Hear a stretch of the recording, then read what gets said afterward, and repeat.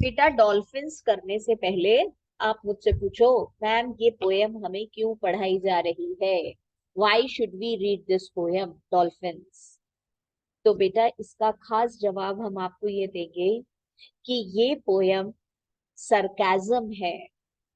ये poem स्कैथिक attack है human beings के ऊपर, जो बेटा क्रुअल्टी दिखाते हैं टुवर्ड्स एनिमल।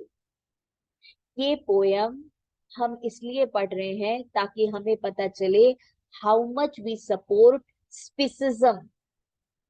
स्पीसिज्म का मतलब अवर स्पीसीज बेस्ट, और बाकी कोई भी स्पीसीज जो है, जो कि वर्ल्ड में रहती है, उनको रहने का अधिकार नहीं है। They don't have any right to live. हम ऐसा समझ के रखते हैं। और बेटा ये पोयम बता रही है how we dominate the nature. और बेटा ये पोयम आपको ये भी बताएगी the apathy of the human beings towards the other creatures. तो ये पूरी पोयम में हमें जो मेन बात पढ़ाई गई है वो यही पढ़ाई गई। अब इस पोयम को बहुत ज्यादा वो बनाने के लिए बेटा इमोशनल, इन्होंने जो डॉल्फिन्स हैं वो फर्स्ट पर्सन में अपनी सारा डिटेल बता रहे। तो फर्स्ट पर्सन अकाउंट है। तो फर्स्ट पर्सन अकाउंट का मतलब एक डॉल्फिन जो कि कैप्चर हो गई है। और डॉल्फिन बेटा वो एनिमल है, जिसे फिश है, जिसे हम और आप अपना फ्रेंड मानते हैं, और उसके साथ हम ऐसा बिहेव कर रहे हैं। तो इसको हमने पकड़ा और पकड़ करके एक पूल में ले आए, और वहां इसको ट्रिक्स सिखा रहे हैं और अर्न मनी, और बेटा पैसे जो है वो कमाते हैं। तो कमर्शियल यूज कर रहे हैं इनका। और कैसा उन्हें फील होता होगा, we hardly bother about that, we go to watch dolphin show, but how they feel वो इस पोयम में बताया हुआ है। तो बेटा जैसे ही आप पढ़ोगे तो इसमें जो है वो डॉल्फिन्स बात करना शुरू करेगी, और डॉल्फिन्स हमको बोलेगी यू। तो बेटा यू बोलते ही एक रिलेशन बन जाता है between the readers and the dolphins. Number two, बेटा ये पूरी पोयम डॉल्फिन बोल रही है। पर्सोनिफिकेशन हुआ कि नहीं हुआ? What is the type of poem it is?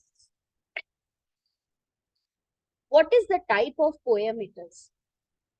This poem is a dramatic monologue. जैसे क्लास 10th में तुमने पढ़ा था बेटा, ड्रामेटिक मोनोलॉग, पेट्रियट, एक पेट्रियट बोल रहा था। तो dramatic monologue one person is speaking, and he is speaking in some crucial moment. वैसे ही बेटा ये रिप्रेजेंट कर रही है, ये रिप्रेजेंटेटिव है सारे क्रिएचर्स की जिसे हम ऑप्रेस करते हैं। और इस पोयम का बेसिक क्वेश्चन, जिसके बिना क्वेश्चन पेपर बनता नहीं है, वो अपनी तरफ से याद करके जाना, वो है बेटा contrast between the life of dolphins before and after. जब उसे हमने पकड़ा उससे पहले उसकी फ्रीडम वाली लाइफ क्या थी, और अब उसकी लाइफ बेटा कैप्टिविटी में कैसी, ये कॉन्ट्रास्ट आता है। तो अपनी तरफ से 4-5 पॉइंट्स याद रखना, ये तो हमें करके जाने ही जाने। बाकी ऑपरेशन ऑफ एनिमल आ जाएगा, बाकी कुछ भी बेटा ये लोग पूछेंगे, that you will be able to write out, पर ये तो बहुत ही इंपॉर्टेंट। तो मेरे पास बुक में पेज नंबर 11 निकला हुआ है। आप पेज नंबर 11 का सेकंड पैराग्राफ जो है वो देखो, third paragraph. The poem dolphins covers many things regarding oppression and lack of freedom, how much everyone wants freedom। और यहाँ पे हम बात कर रहे हैं ऑपरेशन की, how we have oppressed these beta animals। It also broaches ideas which we have to do with animal welfare and treatment of animals। बेटा ये जो पोयम है ये ब्रोच कर रही है, ब्रोच का मतलब अटैच कर रही है। This poem attaches the idea which have to do with animal welfare. तो बेटा एनिमल वेलफेयर की बात करी गई है, ट्रीटमेंट ऑफ एनिमल्स, जो हम बिहेव करते हैं उनके साथ उसकी बात करी है और कैसे करना चाहिए। The poem takes us into the world of dolphins and endangered species. उनकी पॉपुलेशन बेटा थोड़ी डेंजर में है, कम है। And ask us to look at the world from their perspective. Circle कर लो, उनके व्यू पॉइंट से दुनिया देखिए। You have to look at the world from their point of view. We are asked to understand how their imprisonment by humans affect them. और बेटा कितना उनके ऊपर असर आ रहा है जो हमने उन्हें एनस्लेव बना लिया, जो हमने उन्हें इम्प्रिजन कर लिया।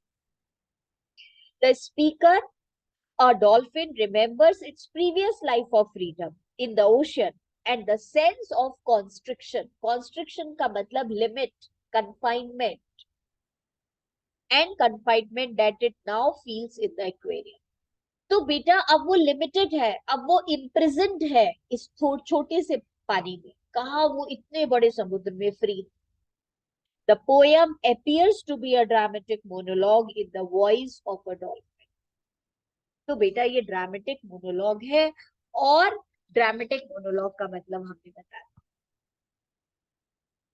The Dolphins by Carol and Duffy. World is what you swim in. You, ये यू सेकेंड पर्सन अकाउंट देते ही there is a relation developed between the dolphin and the reader, between the speaker and the reader. दुनिया वो होती है बेटा जहां आप swim करते हो। अब हम पोएम किसके पर्सपेक्टिव से पढ़ रहे हैं? एक मछली। तो डॉल्फिन क्या कहेगी, दुनिया क्या होती है जहां आप स्विम कर सको, जहां आप मूव कर सको फ्रीली। इट इज बेटा, और dance, it is simple. So what is a world? The world is where we live, where we enjoy, where we move freely.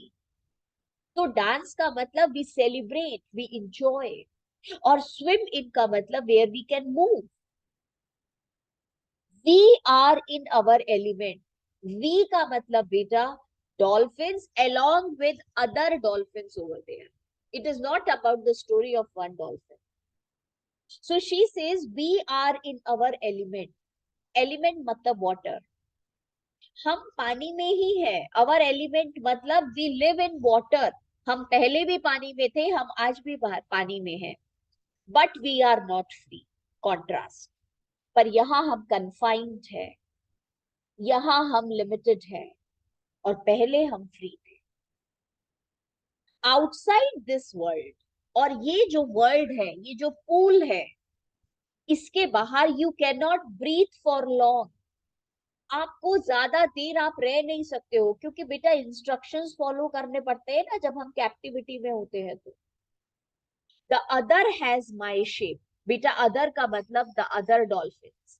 इस पूल में मेरे साथ और भी डॉल्फिन्स हैं जो दिखने में मेरे जैसी हैं, जिनका थॉट प्रोसेस मेरे जैसा है। हम सब एक ही जैसे हैं। The others movement forms my thoughts. और बेटा वो डॉल्फिन्स को देख के मैं सोच रही हूँ, और मेरे सोचते हुए मैं पेन एक्सप्रेस कर रही हूँ। द अदर मूवमेंट्स का मतलब जो सारे के सारे डॉल्फिन्स मूव कर रहे हैं उनको देख के मुझे ख्याल आ रहा है, क्योंकि जो उनकी कंडीशन है वो मेरी कंडीशन। एंड ऑल्सो माइंड, और मेरे अपने मूवमेंट वो भी मेरे थॉट्स को गवर्न कर रहे हैं। तो मेरे थॉट्स कहाँ से डेवलप हो रहे हैं, क्रिएट हो रहे हैं। मेरे थॉट्स क्रिएट हो रहे हैं अपनी कंडीशन से, मेरी जैसी बाकी डॉल्फिन्स की कंडीशन से। There is a man. इस पूल में हम मूव कर रहे हैं, पर हम फ्री नहीं है। क्यों? क्योंकि वहां एक आदमी खड़ा हुआ है, ऑप्रेसर, डिक्टेटर, जिसको आप बोलते हो speciesism. There is a man and there are hoops. Hoops का मतलब रिंग्स, वो बड़े बड़े गोल गोल रिंग्स। और हमें पता है कि हमें इसमें से जंप करना सीखना है हुप्स में से। ये है हमारी life, this is our life. तो बेटा कह रहा है देयर इज अ मैन, एक मैन है, और इसका मतलब हमें क्या बना दिया, एनस्लेव, हमें स्लेव बना दिया। और देयर आर हुप्स, वो large rings. There is a constant flowing guilt, बेटा ध्यान से सुनो, मेटाफोर है इसमें। और ये पानी जो बह रहा है ये पानी नहीं है, there is a flowing guilt, हमें, we are feeling guilty to live here, we are feeling so upset to live here, क्योंकि हम पानी में तो है, पानी फ्लो भी कर रहा है, but we are not able to live here, we are slaves here. तो flowing guilt metaphor, flowing water means continuous guilt we are living in. बेटा we have found, first stanza पूरा खत्म हो गया। We have found no truth in these waters. बेटा no truth का मतलब no real life, artificial life it is here. इस पानी में आर्टिफिशियल लाइफ है, हमारी सच्ची लाइफ नहीं है। We are not living a natural life, we are living like a slave, we are not enjoying our freedom. No explanations tremble on our flesh. और क्यों नहीं है, तो बेटा नो एक्सप्लेनेशंस का मतलब नो सिग्नल्स, नो सेंसेशंस, यहाँ sunlight ही नहीं है। तो फिशेस जो होती है वो सनलाइट को अपनी बॉडी में एब्जॉर्ब करती है, they get the sensations, they get the signals बेटा। अब ये तो कवर्ड है पूल, इंडोर पूल है, तो वो इसीलिए दुखी, आर्टिफिशियल लाइफ है, ट्रुथ तो है ही नहीं, हमारी सनरेज हमारी स्किन को टच करती नहीं। Tremble on our flesh, tremble का मतलब बेटा recorded by, accepted by, understood by our flesh, मतलब by our skin. We were blessed, हम तब ब्लेस्ड थे, हम तब चीयरफुल थे, हम तब खुश थे। And now we are not blessed, पर अब हम ब्लेस्ड नहीं। कॉन्ट्रास्ट, तब हम चीयरफुल थे when we were in the ocean, तब हमें सिग्नल्स मिलते थे सन रेज से, अब नहीं मिलते हैं, अब आर्टिफिशियल लाइफ। आफ्टर ट्रेवलिंग सच स्पेस, बेटा लिमिटेड स्पेस, रेस्ट्रिक्टेड स्पेस, और हम यहाँ स्विम कर रही हैं पर छोटी सी जगह है ना।